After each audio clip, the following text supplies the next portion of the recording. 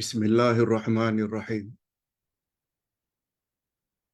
Alhamdulillah nahmaduhu wa nasta'inuhu wa nastaghfiruh. Wa na'udzu billahi min shururi anfusina wa min sayyiati a'malina. Man yahdihillahu fala mudilla lahu wa man yudlil fala hadiya lahu. Asyhadu an la ilaha illallah wahdahu la syarika lahu wa asyhadu anna Muhammadan abduhu wa rasuluh la nabiyya ba'dah.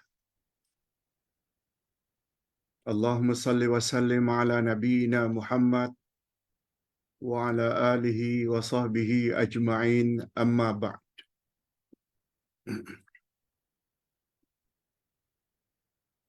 Hadirin dan hadirat serta para pemirsa yang saya hormati, Assalamualaikum warahmatullahi wabarakatuh. Alhamdulillah, kita bersyukur kehadirat Allah Azza wa Jalla karena berkat taufiknya kita masih lagi diberi oleh Allah peluang untuk menambah ilmu pengetahuan yang berguna.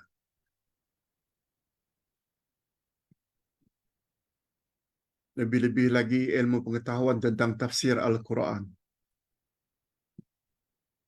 Karena Al-Quran adalah kalamullah. Semua kalamullah adalah benar belaka. Jangan coba-coba kita ingkari. Sebab ingkari boleh membawa kafir, ingkari boleh membawa zalim, mengingkari firman Allah boleh membawa fasik. Nanti kita akan jelaskan mengapa ada perbezaan antara kafir, zalim dan fasik. Seperti biasa, walaupun tidak begitu panjang kuliah kita waktu duha ini, mungkin sekitar 45 menit atau paling lama 1 jam, yang mustahak apa yang kita pelajari ada hujah dan dalilnya.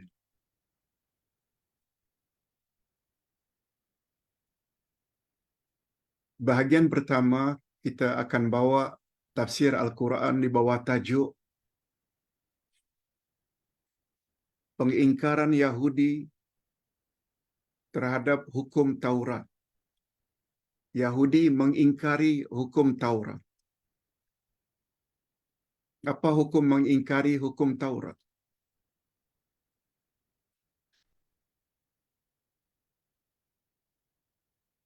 Dan sesi yang kedua nanti menjawab ada 4 pertanyaan dari para jemaah secara singkat.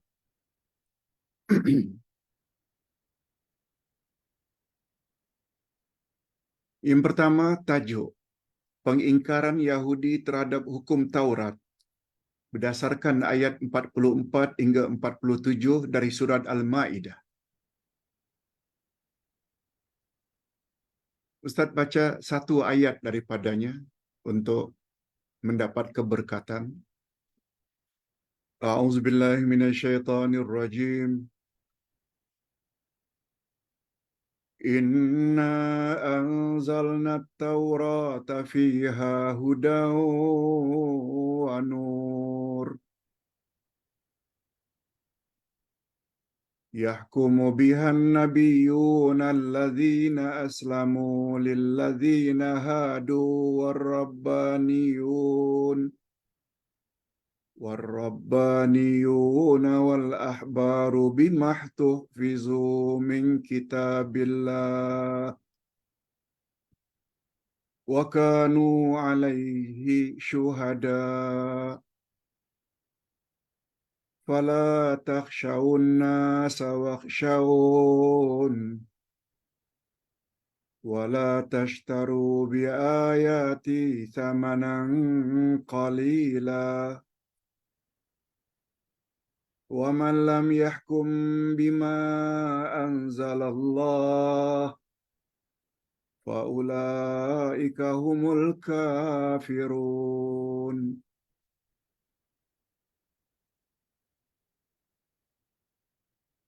Cukup kita baca satu ayat dulu.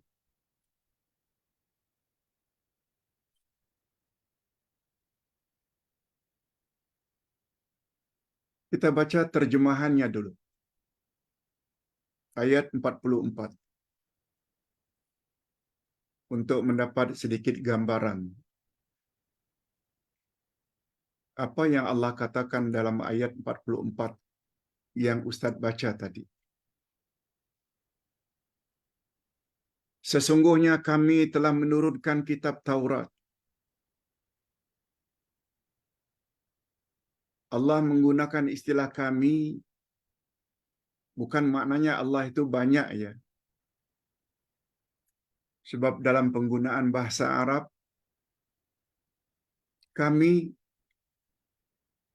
juga membawa makna tunggal, esa, bila dengan tujuan ta'zim, menunjukkan keagungan.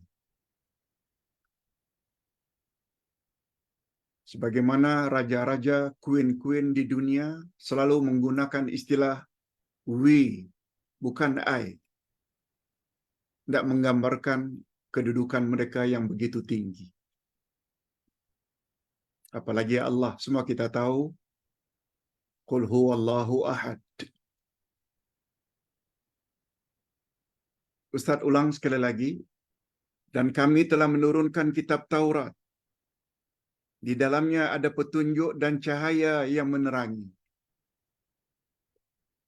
Kitab Taurat sama peranannya sebagaimana peranan Al-Quran dan kitab-kitab dari langit, Injil. Di dalamnya terdapat petunjuk dan cahaya.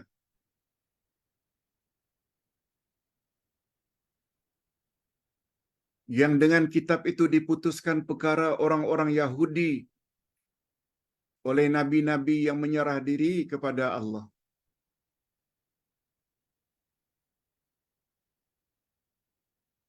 Nabi-nabi yang menyerah diri pada Allah maknanya yang taat dan patuh kepada Allah. Tentu saja semua nabi taat.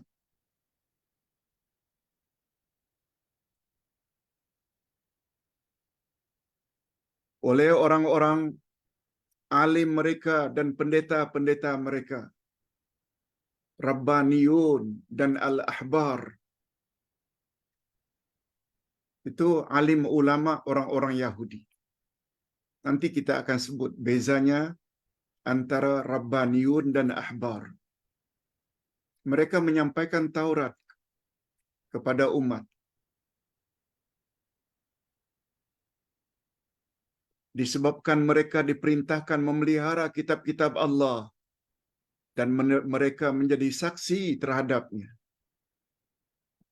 Sebagaimana kita para ulama menjadi saksi terhadap Al-Quran yang mesti menyampaikan Al-Quran kepada umat. Sama ada umat mau terima atau tidak terima, itu urusan mereka. Ulama tidak boleh menyembunyikan apa yang ada dalam Al-Quran. Karena itu janganlah kamu takut kepada manusia. Tetapi takutlah kepadaku, kata Allah. Janganlah kamu menukar ayat-ayatku dengan harga yang sedikit. Jangan ayat Quran diperjualbelikan. Atau ayat-ayat Quran disampaikan untuk kepentingan pribadi atau organisasi. Tidak. Itu maksudnya jangan kamu menukar ayat-ayatku dengan harga yang sedikit. Barang siapa yang tidak memutuskan menurut apa yang diturunkan oleh Allah, maka mereka itu adalah orang-orang kafir. Okey. Kita teruskan dengan tafsiran ayat.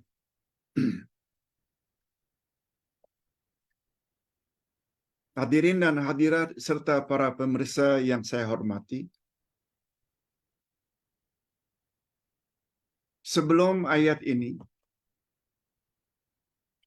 sebenarnya adalah pelajaran hari Isnin yang lalu, pada 13 hari bulan November. Tapi ketika itulah Ustaz mula sakit. Dari Isnin sampai hari Sabtu. Senin, Selasa, Rabu, Khamis, Jumat, Sabtu. 6 hari kita cuti, bermula dari hari Senin yang lalu. Jadi hari ini kita ulang balik.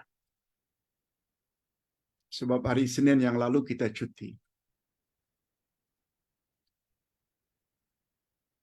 Alhamdulillah hari ini Ustaz semakin sehat. Mohon doanya. Mudah-mudahan terus sehat.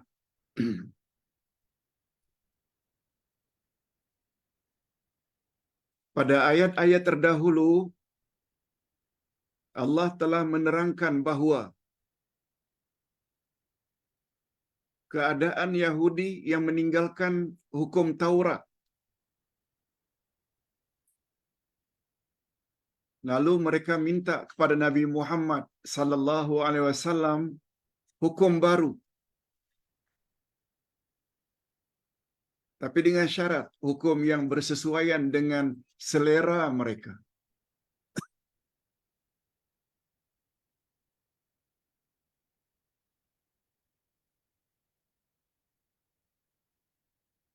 Dalam ajaran Taurat sudah tertera hukum orang yang berzina adalah dirajam sampai mati.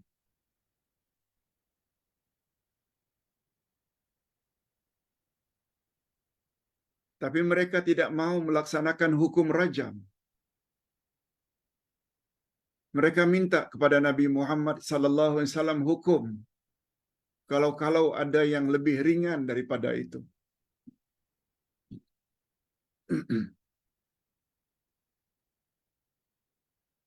Sebab ketika itu dengan meninggalkan hukum rajam dalam Taurat, mereka hanya hitamkan muka orang yang berzina, lalu dibawa keliling negeri dalam keadaan telanjang untuk dipermalukan.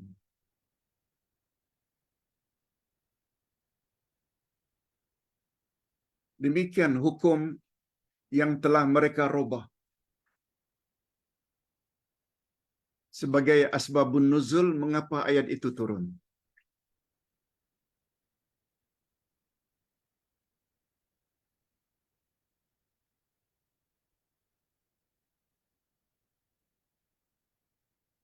Lalu turunlah ayat yang kita bacakan tadi. Sesungguhnya kami telah turunkan kitab Taurat yang di dalamnya ada petunjuk dan cahaya. Jadi Allah jelaskan sekali lagi, kami turunkan kitab Taurat kepadamu, hei Bani Israel, Yahudi, adalah sebagai petunjuk dan cahaya yang bila kamu ikut, kamu akan mendapat hidayah, kamu akan berada pada jalan yang betul dan terang, dengan cahaya yang ada dalam Taurat.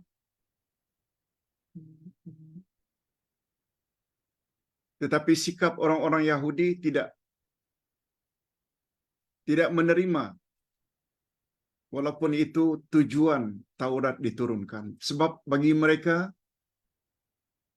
bila ikut Taurat hanya akan merugikan mereka.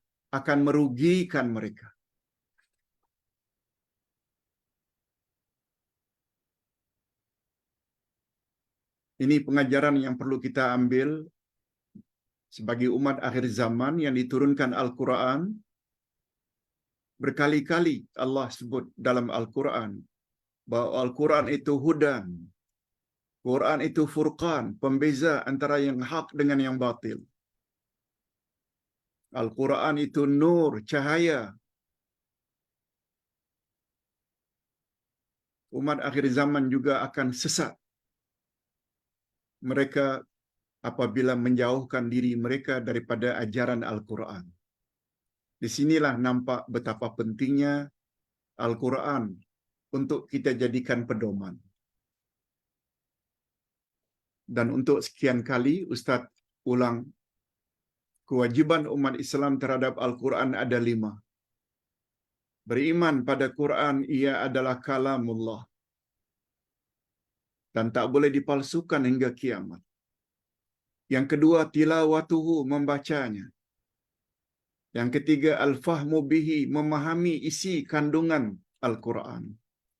Sebab Quran diturunkan untuk dijadikan pedoman, bukan sekedar untuk dibaca. Faham, tafsir, tadabbur. Baru yang keempat, al-amalu bihi, mengamalkannya. Dan setelah mengamalkannya, kita diwajibkan menyampaikannya, menyebarkannya kepada orang lain. Ada 5 kewajiban kita umat Islam terhadap Al-Quran.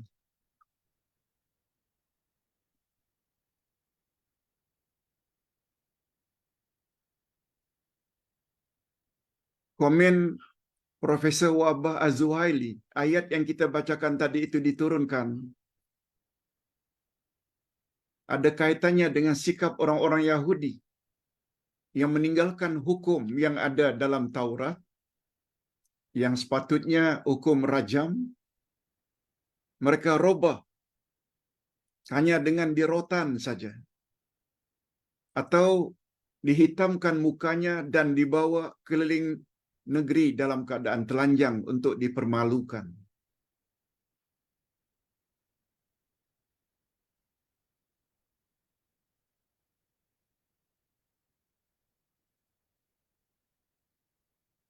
Orang-orang alim dari kalangan Yahudi, ada yang disebut dengan Rabbaniyun dan ada pula yang disebut dengan Ahbar. Perbezaan Rabbaniyun dengan Ahbar, menurut Syekh Abdul Rahman As-Sa'di, Rabbaniyun yaitu ulama yang mengamalkan ilmu mereka dan mendidik umat dengan pendidikan yang baik.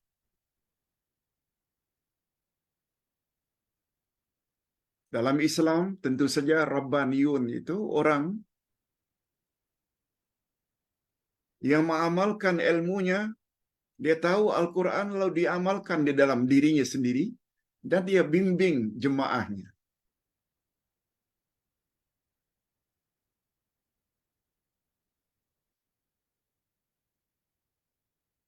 Allah menamakan golongan itu Rabbaniyun.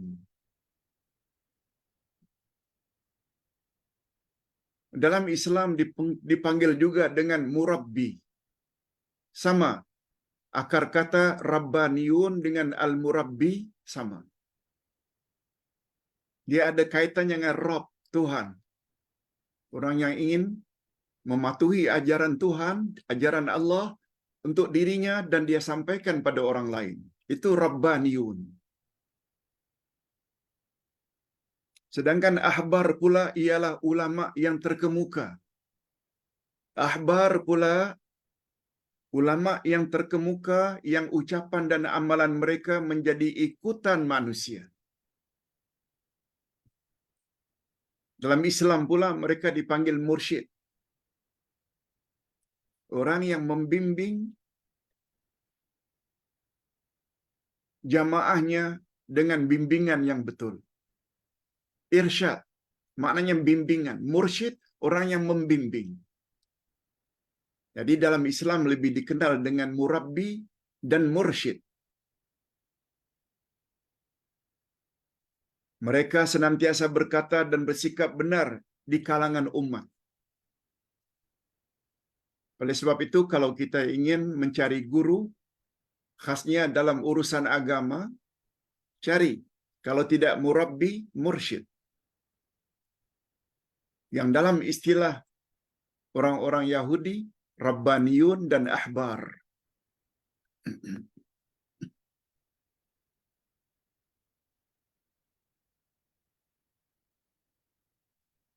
Lalu Allah Subhanahu wa taala mengakhiri ayat 44 tadi Siapa yang tidak berhukum dengan hukum yang telah ditetapkan oleh Allah, merekalah orang-orang yang kafir.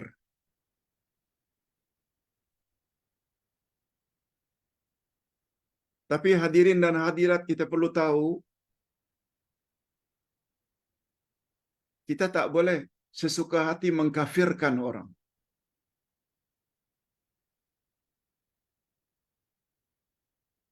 Dalam Islam, umat Muhammad ada golongan yang suka mengkafirkan orang.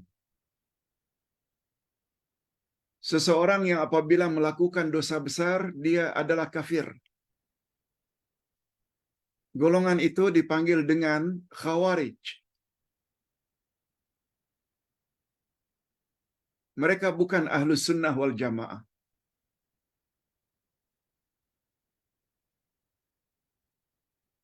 Ahlus Sunnah wal Jamaah, seorang Muslim atau Muslimat bila melakukan dosa-dosa besar, dan dia tahu itu adalah dosa, cuma dia lakukan ikut hawa nafsu.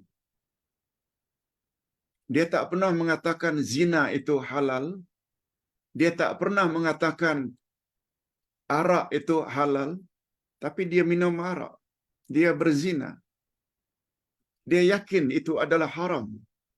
Tapi dia lakukan. Ahlus Sunnah wal Jamaah tidak menghukumkan kafir. Kita dah belajar dalam ilmu akidah, mereka dipanggil dengan mukmin asi, orang beriman yang berbuat maksiat, atau mukmin fasik,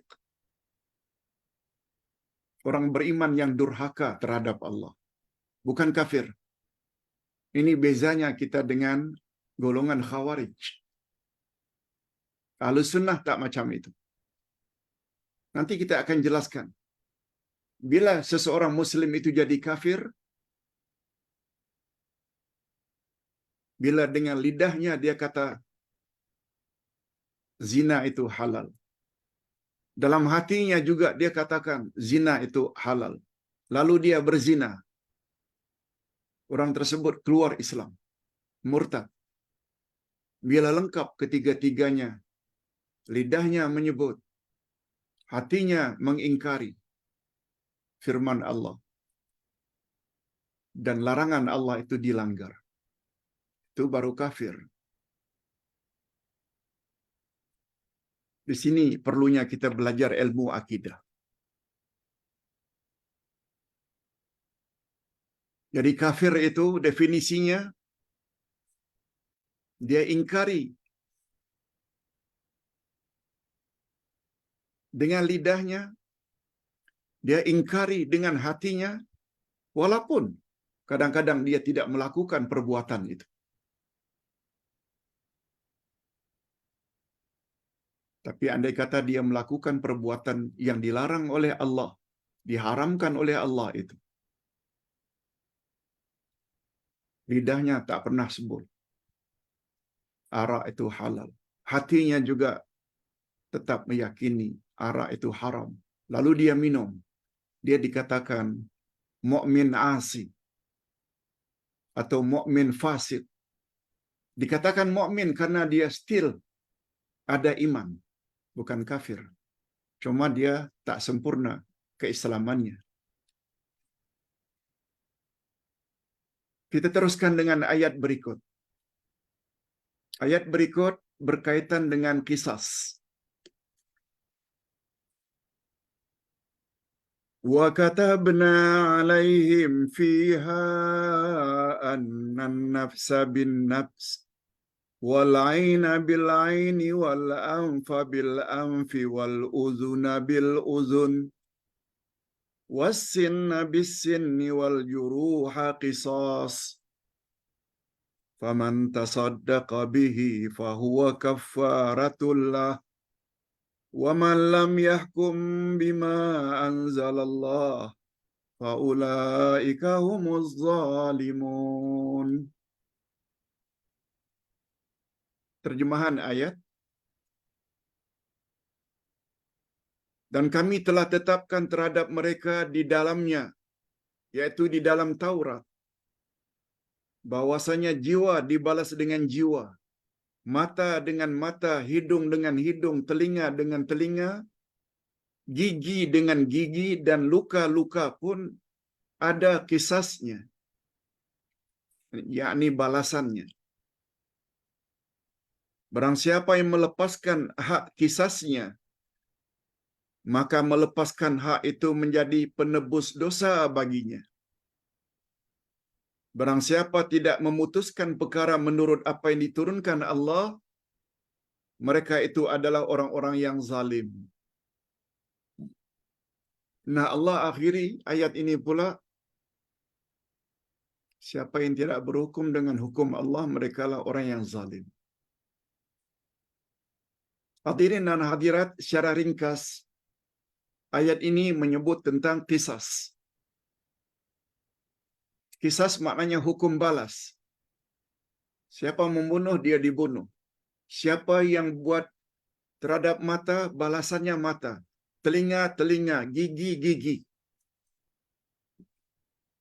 Pembahasan cara detailnya mungkin kita boleh dapat dalam kitab fiqh. Dalam tafsir kita sebut secara umum saja.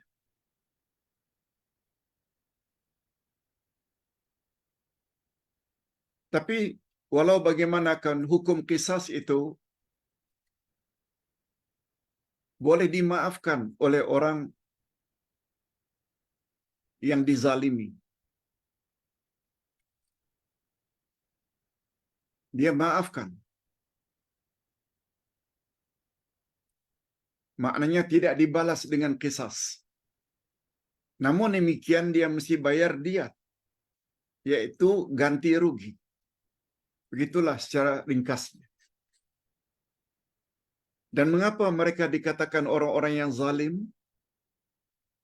Semua kita tahu, lawan zalim adalah adil.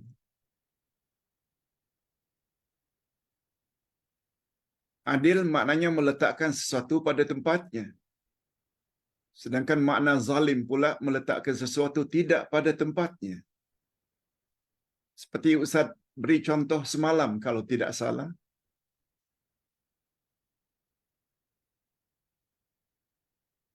Satu barangan produk yang dikeluarkan oleh satu kilang.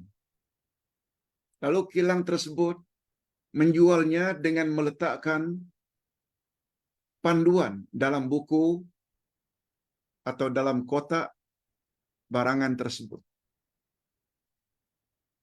Kita selaku pengguna hendaklah mengikuti dengan baik panduan daripada pembuat barang tersebut. Sebab kita kena tahu dan yakin yang membuat barangan tersebut lebih tahu dari kita sebagai pengguna.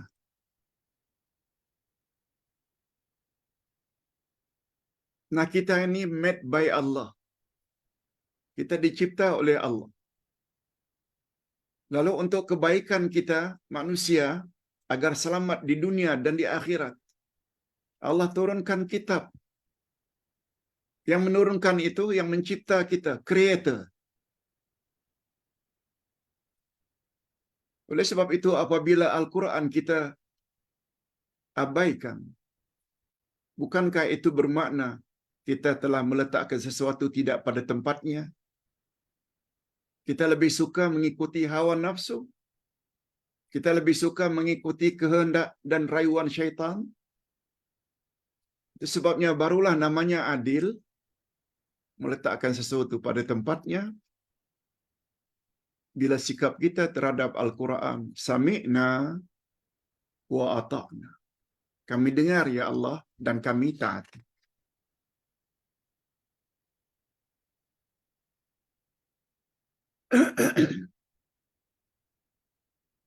Pada ayat berikutnya Allah berfirman,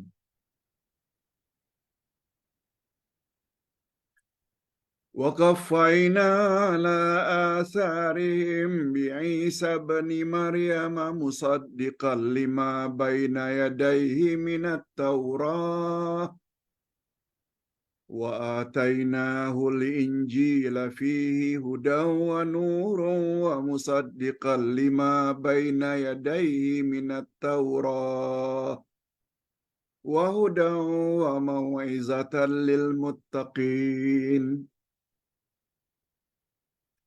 Dan kami iringkan, kami ikuti jejak mereka nabi-nabi Bani Israel dengan Isa putra Maryam. Bani Israel semua kita tahu anak cucu Nabi Yakub. Yakub nama lainnya Israel. Termasuklah Nabi Yusuf, Nabi Musa, Nabi Daud, Nabi Sulaiman, Nabi Zakaria, Nabi Yahya, Nabi Isa, semuanya Bani Israel. Dan Nabi terakhir Bani Israel adalah Isa putra Maryam yang diturunkan oleh Allah Injil kepadanya.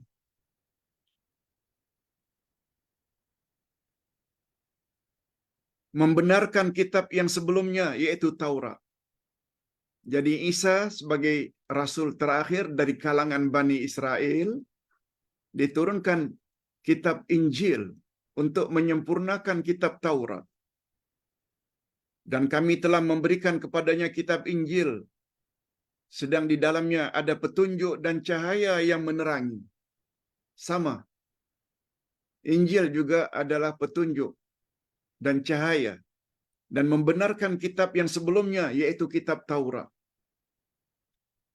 Dan menjadi petunjuk serta pengajaran untuk orang-orang yang bertakwa.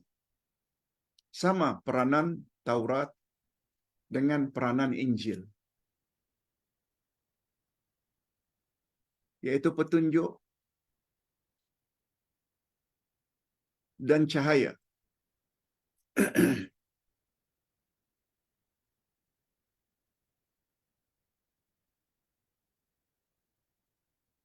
Itu sebabnya Yahudi juga tidak setuju dan menolak Nasrani. Kata para ulama, di antara sebab mengapa Yahudi menolak Injil, Bible, karena ada kata-kata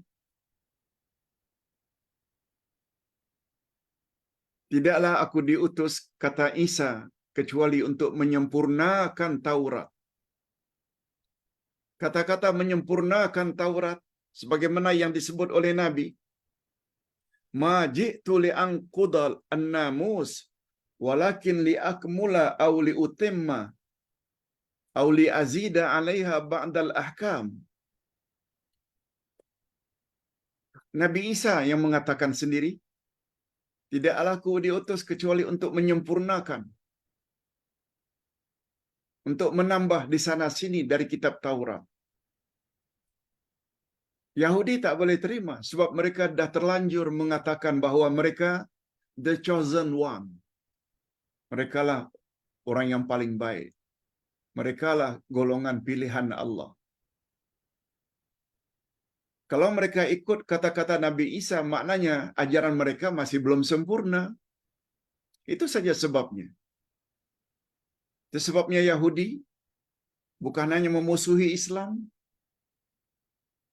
Di Gaza, sebagaimana kita tahu,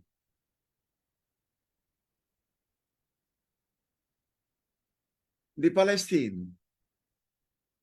di sana duduk orang Islam, di sana duduk orang Nasrani Kristen, di sana juga duduk orang-orang Yahudi.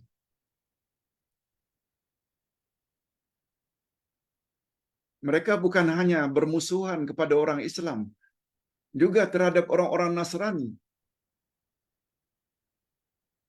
Yahudi.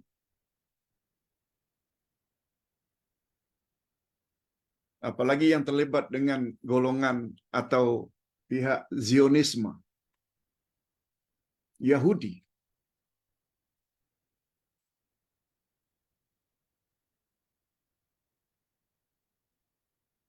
Jadi peranan Injil dengan Al-Quran sama, yaitu membenarkan apa yang terdapat di dalam kitab Taurat. Tapi ingat ya, kitab Taurat yang original, yang asli. Semua kita tahu, Taurat dan Injil pada hari ini semuanya sudah dipalsukan oleh ulama-ulama mereka selain daripada Rabbaniyun dan Ahbar.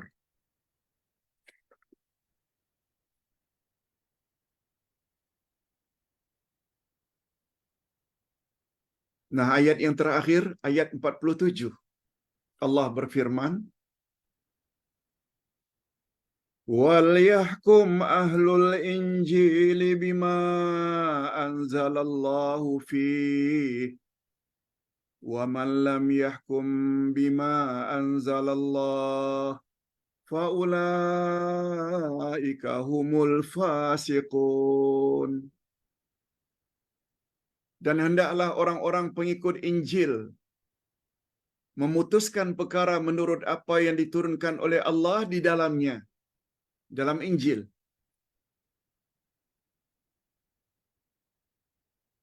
Orang Yahudi ikut sebagaimana yang ada dalam Taurat. Orang Nasrani Kristian ikut sebagaimana yang tertera di dalam Injil. Barang siapa yang tidak memutuskan perkara menurut apa yang diturunkan Allah, maka mereka itu adalah orang-orang yang fasik. Nah, di sini pula fasik. Ayat 44, siapa tidak berhukum dengan hukum Allah, mereka kafir. Ayat 45, siapa tidak berhukum dengan hukum yang diturunkan oleh Allah, mereka adalah zalim.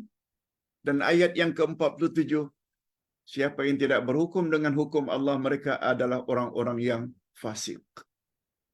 Nah, bila ditanya apa perbezaannya, Pak Ustaz? Hadirin dan hadirat, sebagaimana yang Ustaz sebutkan tadi, barang siapa yang tidak berhukumkan dengan hukum Al-Quran, ini bagi kita umat akhir zaman, dia hukumnya sama. Taurat, Injil, Al-Quran, bila sikap umat masing-masing yang kepada mereka diturunkan kitab tersebut menafikan dengan lidah apa yang telah ditetapkan oleh Allah. Allah katakan haram, mereka katakan halal. Diikuti dengan hatinya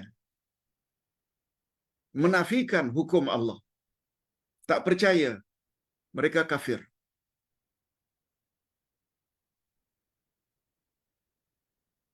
Sama ada orang-orang Yahudi terhadap Tauratnya, sama ada orang-orang Nasrani Kristian terhadap Injilnya yang asli,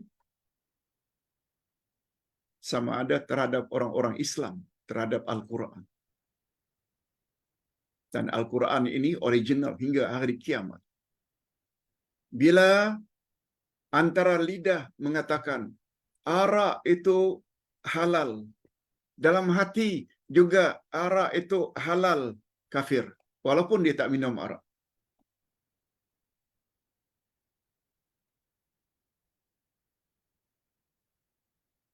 Tapi apabila lidahnya tak pernah sebutkan zina itu halal, hatinya tetap mengatakan zina itu haram,